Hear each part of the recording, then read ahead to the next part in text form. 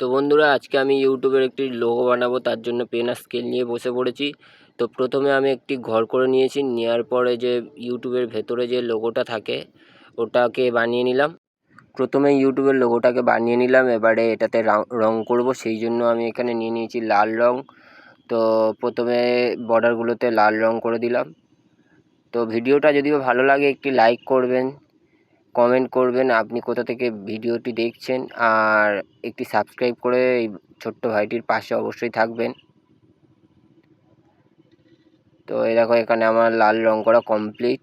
এবারে এই যে মিডিলটাতে আমি সাদা রং করব, তার জন্য সাদা রং নিয়ে নিয়েছি। এই দেখো, মিডিলটাতে সাদা রং করে দিলাম।